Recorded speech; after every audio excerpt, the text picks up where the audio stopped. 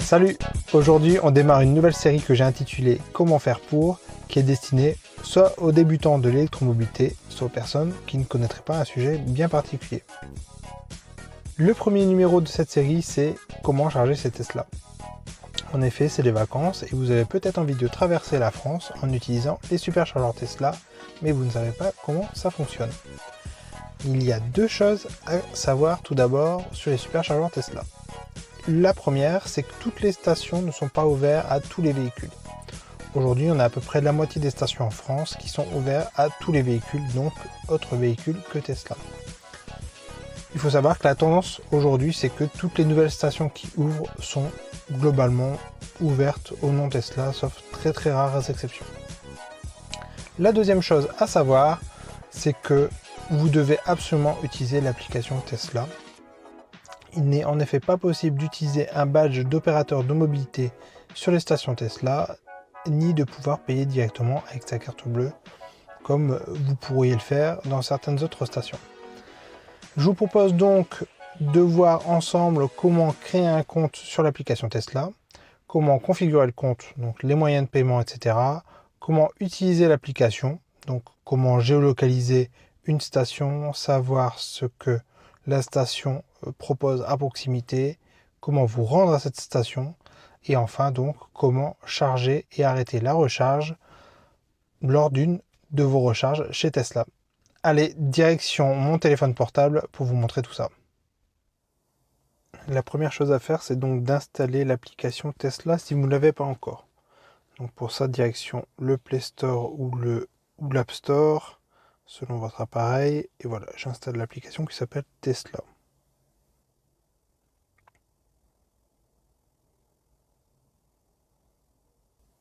Quand l'application est installée, on va l'ouvrir.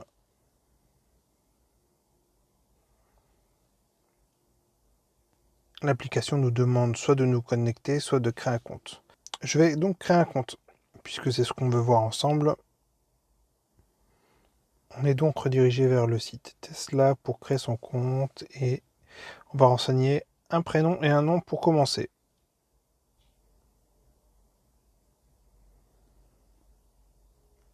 Une fois que j'ai renseigné le prénom et le nom, on nous demande une adresse email et un mot de passe. Une fois qu'on a confirmé l'adresse email et le mot de passe, donc on est connecté automatiquement à l'application. Donc l'application se décompose en deux parties, mais ce qui nous intéresse vraiment, c'est la première, là, charger votre nom Tesla. Si je clique dessus, je vais accéder à une carte qui va m'afficher les stations qui sont autour de moi. Donc là, j'autorise l'application à me géolocaliser, sinon ça ne va pas marcher. Voilà, je vais zoomer un petit peu. Et donc là, à chaque fois que je me déplace sur la carte, l'application va chercher les stations qui sont autour de moi. Donc là, je peux voir que j'ai plusieurs stations qui sont plus ou moins à proximité. Donc ce sont des petites infobulles avec un chiffre dedans. Le chiffre dedans va indiquer le nombre de bornes qui sont disponibles à la station. Si je clique sur une station, donc je vais cliquer celle où on va aller faire un test de charge, donc 17, donc c'est la station de Neuville-en-Ferrain. On voit qu'il y a 17 bornes disponibles sur 20 et on a la puissance maximum 250 kW. Donc, si vous avez une borne qui est en panne, elle sera notée juste en dessous des bornes disponibles.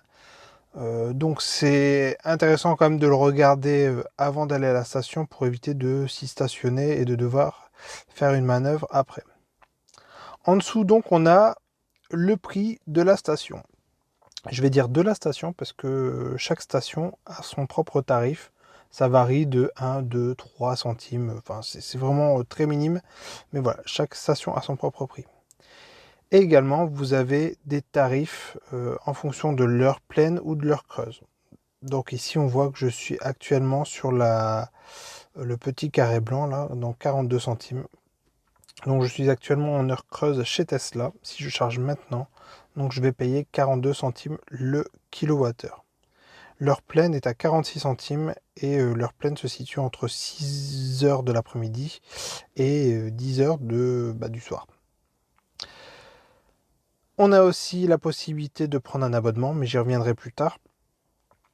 Et donc on a plusieurs icônes qui sont affichées en bas, donc qui indiquent tout ce qu'on va trouver aux alentours de la station. Donc apparemment on a un accès Wi-Fi, on a des toilettes, on a des restaurants, on a la possibilité de prendre un café, on a la possibilité de faire ses courses. Donc sur la droite on a une icône avec la distance jusqu'à la station, 19,7 km. Si j'appuie dessus, ça va me lancer la navigation jusque la station avec l'application de mon choix. Revenons au paramétrage de l'application. Donc là, on sait déjà se repérer sur la carte et comment aller à la station, mais ce n'est pas suffisant pour pouvoir charger chez Tesla. En effet, on va avoir besoin de renseigner plusieurs informations dans l'application. Donc pour ça, je vais revenir sur le menu principal et en haut à droite, je vais cliquer sur l'icône qui représente mon compte. Et là, on va aller renseigner plusieurs informations. Donc dans le portefeuille, vous avez la possibilité de rajouter un ou plusieurs moyens de paiement. On peut donc rajouter une carte bancaire. Donc si j'appuie dessus, voilà, ça va me demander les informations de ma carte bleue. Si je reviens en arrière, je peux donc renseigner un prélèvement SEPA, donc directement en renseignant mon IBAN, donc mon identifiant bancaire. Ou alors je peux rajouter un pass de recharge. Je ne sais pas s'il y a autre chose que le ChargeMap Pass. Mais voilà, si vous avez un ChargeMap Pass et que vous souhaitez être facturé via ce moyen de paiement, c'est possible.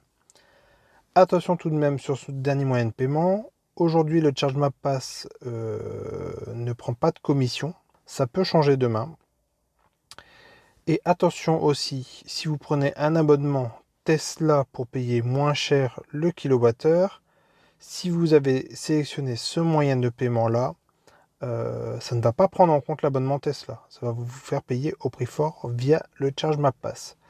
Donc voilà. Une fois qu'on a renseigné tout ça, on peut donc aller charger chez Tesla. Pour cela, je vais passer sur mon compte qui est configuré pour qu'on puisse voir tout cela ensemble.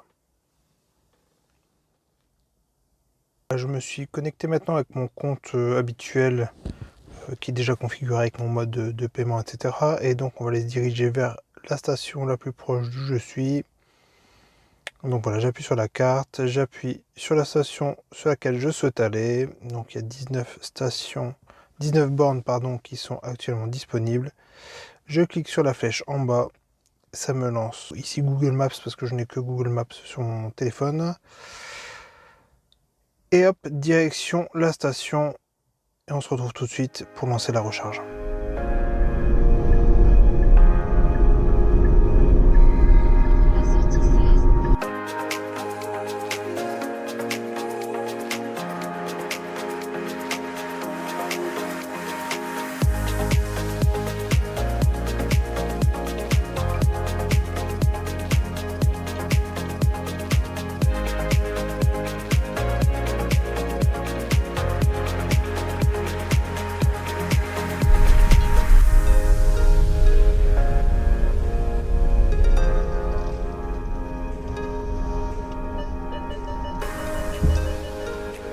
Me voici arrivé à la station de Neuville-en-Ferrain et on va lancer la recharge.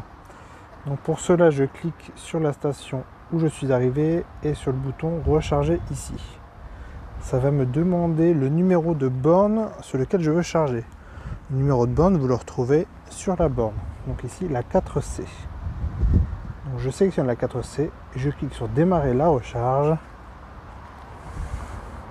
Et là, on me donne 2 minutes pour brancher le véhicule. Donc là, je viens de brancher la voiture et normalement, dans quelques secondes, la charge va démarrer.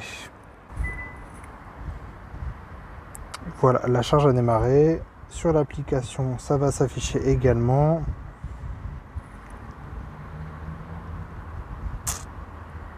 Voilà, sur l'application, donc on va retrouver en temps réel, avec un léger décalage tout de même, on a l'énergie qui a été envoyée au véhicule, le taux de remplissage de la batterie, donc ici 42%, le coût actuel de ma recharge, pour l'instant toujours 0 €, et la vitesse de charge actuelle, 53 kW. Pour arrêter la recharge, c'est très simple. Toujours sur l'application, je clique sur le bouton arrêter la recharge. Voilà, et ça me demande de débrancher mon véhicule.